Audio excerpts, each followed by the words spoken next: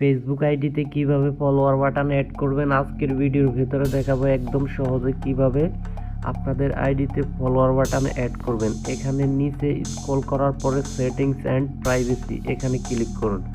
এখানে ক্লিক করার পরে সেটিংসে ক্লিক করুন। সেটিংসে ঢোকার পরে একদম নিচে চলে আসুন। নিচে আসার পরে এই যে দেখেন এখানে হচ্ছে how people find your contact, এখানে ক্লিক করুন। এখানে ক্লিক করার পরে একদম উপরে who can send you friend request এটাতে ক্লিক করুন। এটাতে ক্লিক করার পরে এখান থেকে প্যান্টস অফ প্যান্ট, ঠিক আছে, এটাতে ক্লিক করে এটা সেভ করে দিন। এগুলো সব এইরকমই থাকবে দেখেন।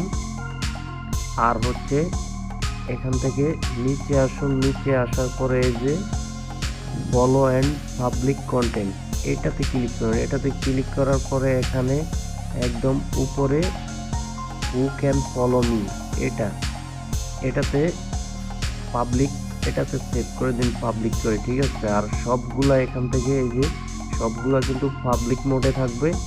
যে সেটিংসগুলো দেখে নিন, একদম সহজে কিন্তু এভাবে সেটিংসটা করে নেবেন। আর হচ্ছে এখন এই সেটিংসটা করার পরে ফলো বাটন যে অ্যাড হয়েছে তো সেটাই আমি দেখাচ্ছি। তো প্রোফাইলে ঢোকার পরে এখানে থ্রি ডট আইকনে ক্লিক করুন। থ্রি ডটে ক্লিক করার পরে এখানে এই যে ভিউয়ার, আপনার প্রোফাইলটা যখন মানুষ দেখবে এই মোডে দেখবে, কিন্তু এই যে দেখেন ফলোয়ার বাটন কিন্তু অ্যাড হয়ে গেছে।